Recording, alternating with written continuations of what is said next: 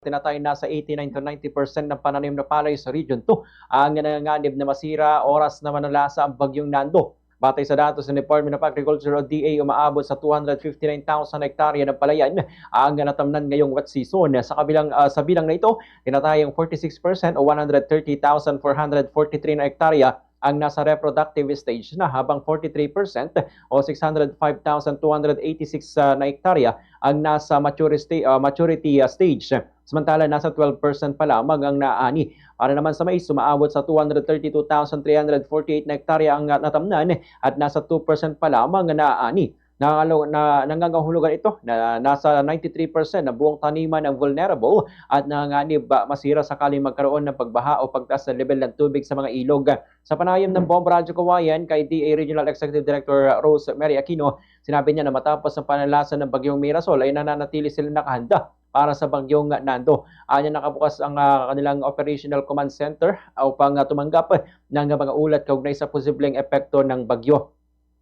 Dagdag pa niya, hindi sila nagkulang sa pagpapaalala sa mga magsasaka at mangingisda tungkol sa mga dapat gawin bilang paghahanda. Tiniyak din ni Aquino na may sapat na buffer stock ng binhi ng palay, mais at high-value crops at may nakalaan ding procurement sa ilalim ng kanilang Quick Response Fund o QRF.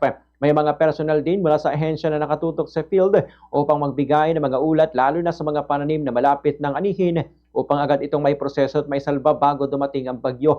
Nilinaw rin niya na may umiiral na exemption sa mga interventions kapag may kalamidad kung saan kahit na hindi rehistrado ang sa RSBSA, ngunit validated ng LGU na may standing crops ay maaaring makatanggap ng libreng binhi upang muling makapagtanim.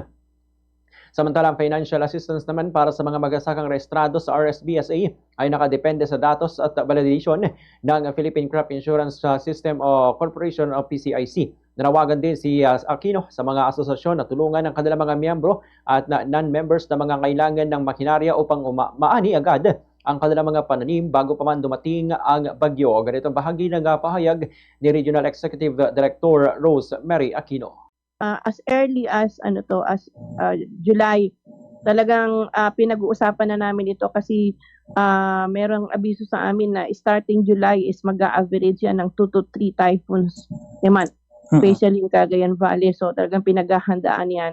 So kaya lang, maski anong handa gagawin mo, kulang pa rin yan. Ang importante ngayon magdasal at para mailigtas ang bawat isa sa atin, lalo na mga magsasaka na grabe ng sakripisyo. So sa mga magsasaka natin, kung sa tingin po ninyo ay pwede nang anihin, iligtas na po ninyo. Pwede nang lumapit dun sa mga service provider natin. Ikiusap din po kami doon sa mga farmers cooperative associations, mga officers, managers. Huwag niyo po ninyo ipagkait. Tulungan na po ninyo yung mga farmer members ninyo na kung kailangan na anihin yung kanilang mais o kanilang palay, ay i-offer na po ninyo yung mga